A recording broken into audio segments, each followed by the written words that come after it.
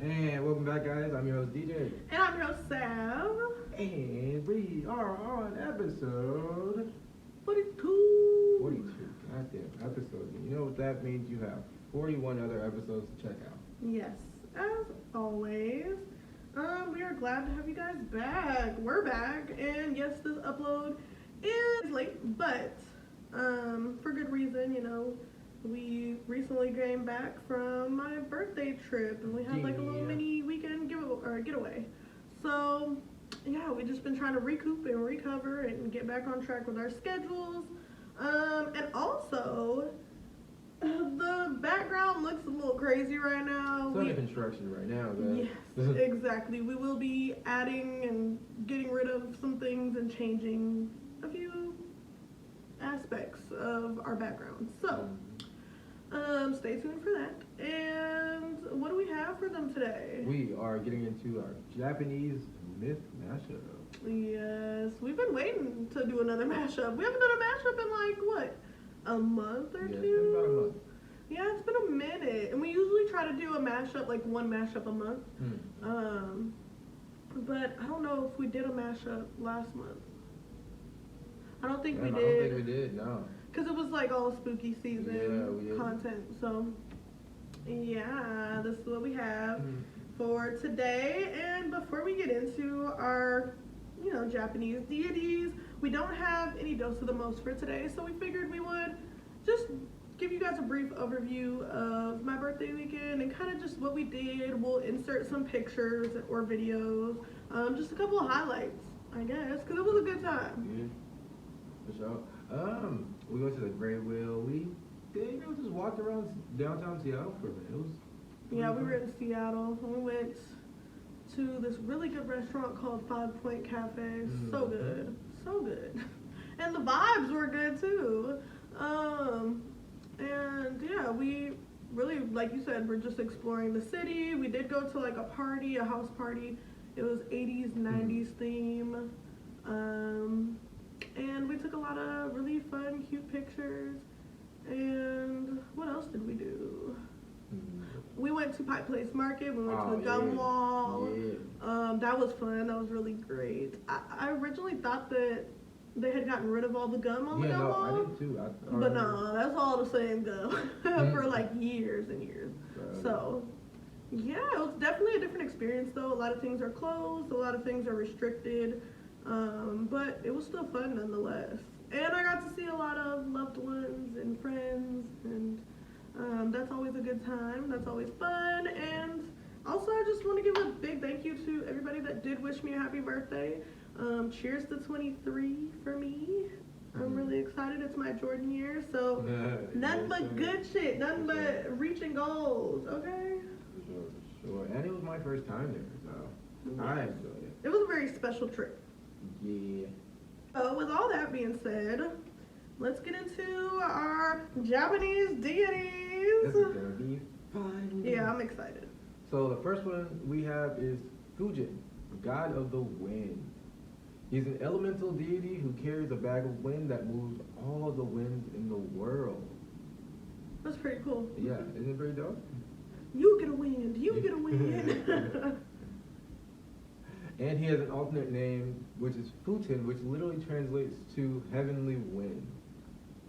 How can a wind be heavenly? Honestly, the way that I'm thinking of it is just, I don't know, it's just so powerful. It just, I don't know, does whatever. He is originally an Omi, which is a Japanese demon, but he is neither good or evil. So how are you a demon but you're not evil? I don't know. I don't know how that works, but that's what it is. That's weird. He's always on the move and seemingly ever present, but he is said to be mostly present during storms.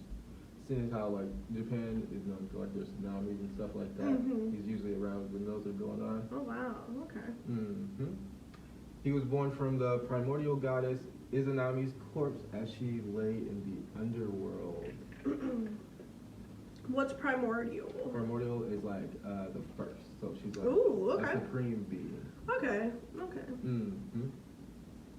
So we're gonna get into his appearance. Fujin is depicted as a terrifying wizard humanoid figure with red and white hair and a giant bag of wind seen hanging around his neck. He also wears leopard That skin. sounds scary. Yeah, he also wears like leopard skin too. Oh, interesting. Yeah.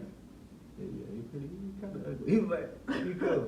Reminds me of like a Mortal Kombat character. Well, yeah, actually, that character is inspired by him. What character? Fujin, the character, is inspired by him. Oh.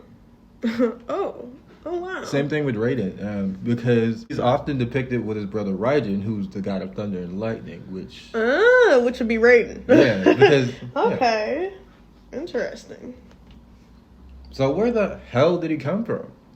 It's said that Fujin and Raiden were born from supreme being Izanami. The story goes that Izanami's husband, Izanagi, went to Yomi, which is the underworld, to retrieve his wife. He saw that her body was decaying and covered in demons, so he ended up rejecting her. Yeah, I would too. That shit sounded intense. Yeah. What you mean? You covered in demons. Get that shit away from me.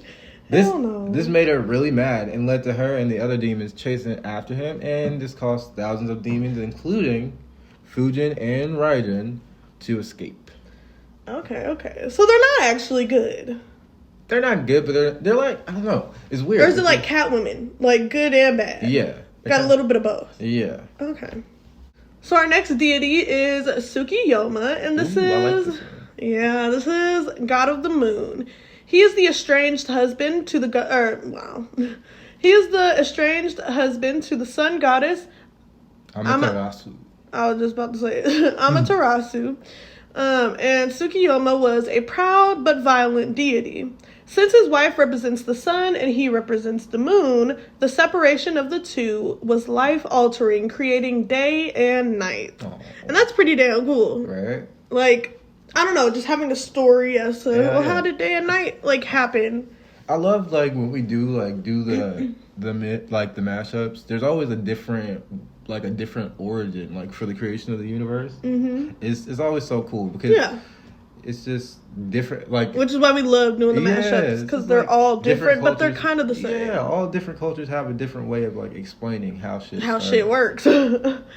So his name directly translates to moon reading. And a popular practice in the noble courts of pre-modern Japan were parties that included staying up all night to moon gaze and read poetry. Sweet. And I love that. That sounds so fun. I wish that was still a thing. Like, I don't know. I'd be all for that shit. Hell yeah. That sounds like a fun time. Hell yeah. And honestly, I could tell, like, already, we're not even at the end of this episode, but I could tell that he's probably going to be my favorite deity because of that alone. Like, parties where you just stay up all night and read poetry and look at the moon. Yeah, like, fuck with it. What? I'm sorry, but, like, wow, can we bring that back, please? Because I would really enjoy that. But yeah, and I didn't have a story for him. Well, I had one, but I didn't add it, and I lost it. So yeah, I had, like, lost the page that I read it from. I got, like, a bump right here, and I don't know what it is. It's all red. If my chest is red, guys, it is what it is. That's just how shit be for me sometimes. And honestly, I feel like this episode might be so short that it might be a damn audio exclusive, but it depends. Because our audio exclusives are 35 minutes or less. So hopefully we can get it to at least 35 minutes. Also, I don't know if we mentioned it at the start of the whole thing, but these deities are closely related to the Shinto religion in Japan. Yes, yeah. Oh yeah, I didn't even think to say that. Yeah. Yes, he's right. So it is a little different than just straight up Japan?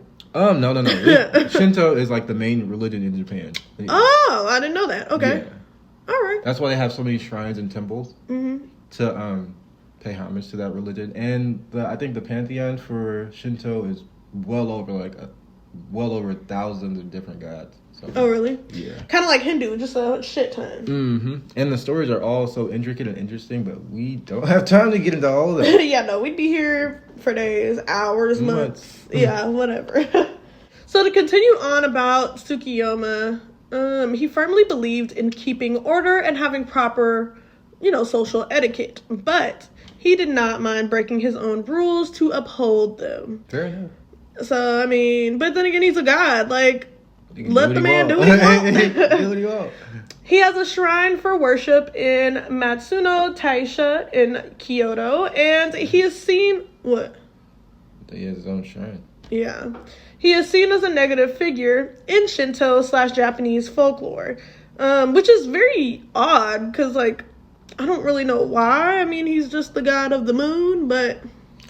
I mean, I guess we would have to, like, get into it, because that is yeah, we'd have to get, like, deep. Yeah, that is pretty interesting why that he's seen as a negative figure. I don't know. Tsukiyomo is the only male moon god, while other moon deities are goddesses, and this is, like, pertaining to all myth origins. So, other moon... Wow. Yeah, this is, like, with all of them. Greek, Hindu, literally all of them. So, other moon deities include the Egyptian moon goddess Khonshu, the Norse goddess Mani, the Hindu goddess Chandra, or is it Chandra? It's Chandra. Okay. And the Chinese goddess Jilin. That's fire, though. That's yeah, kind of cool. And he's the only guy. He probably get a bad rap. Like, That's probably why, yeah. So, yeah, I thought that was pretty interesting and unique, too. Like, the fact that he's the only male moon god. Like, what? Out of all of them. Just the only one. I mean, it's interesting. Yeah. I wonder why he's a male in Japanese mythology. I've always wondered how these deities even came to be. Like, what? Yeah, I know. Ain't no telling. Yeah. But before we move any further, let's take the time to thank our sponsors. See you soon, guys. If you haven't heard about Anchor, it's the easiest way to make a podcast. It's free and it's easy to use. There's creation tools that allow you to record and edit your podcast straight from your phone or computer, making it the best user experience around. Anchor will distribute your podcast for you so it can be heard on Spotify, Apple Podcasts, and many more, making it so you don't have to upload to each individual platform. And the best thing about it, you can make money straight from your podcast with no minimum listenership. It's everything you need to make a podcast in one place. So please, download the free Anchor app or go to Anchor FM to get started. And that's Anchor.fm, spelled ANCHOR.FM. So what are you doing? Download the free Anchor app now. And welcome back. Like a butt crack. So we're getting into the second half of our beautiful episode. And the god we're looking at right now is a god of fire by the name of Kagusuchi.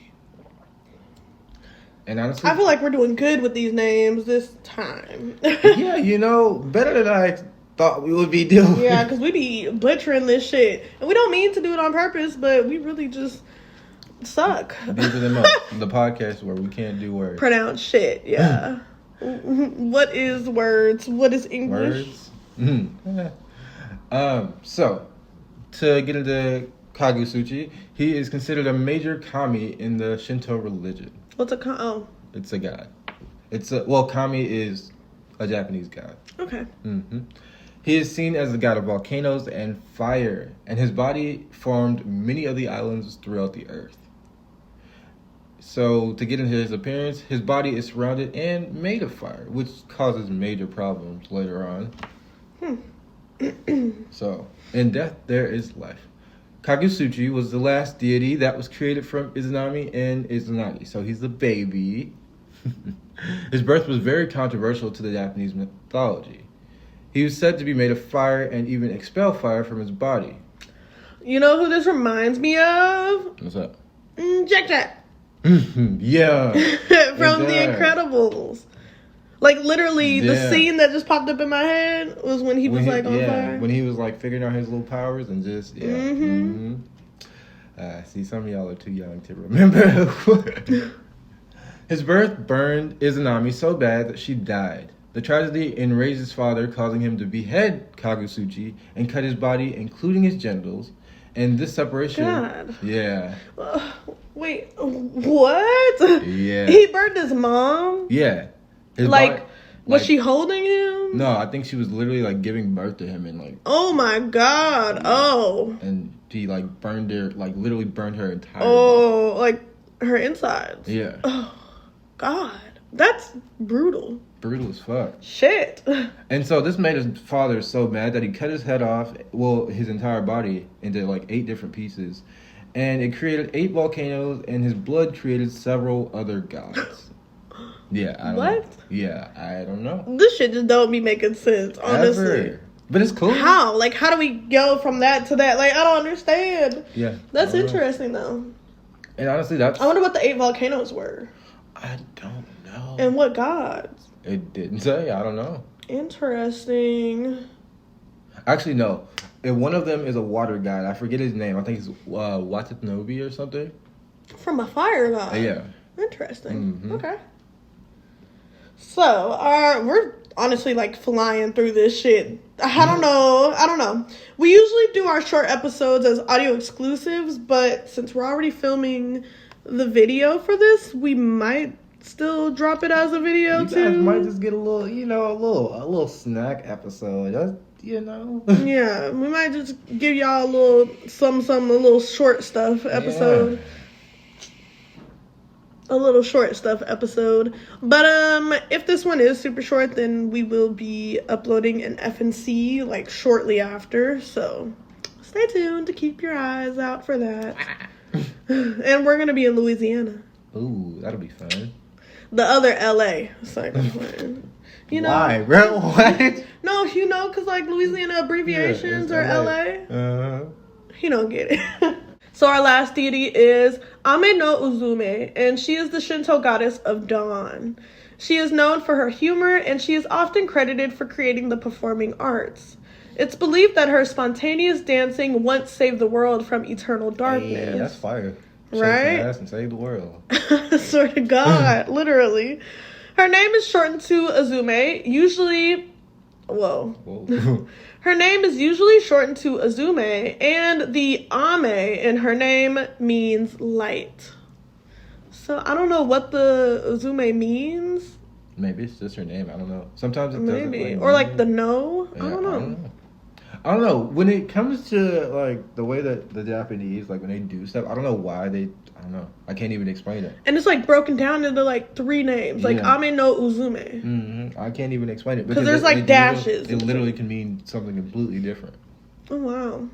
Yeah, because I if I'm not mistaken, Japanese culture, like a lot of their names actually tell a story, not just like one simple meaning, oh, my name's Joy and it means happiness. Right. Like no, it's literally like your story. Yeah. Same thing with like all the different characters. That's why their alphabet is full of characters as right. opposed to just letters. Exactly. Like Ame no Uzume, I'm sure that means more than just light. Mm. If Ame by itself means light, then yeah.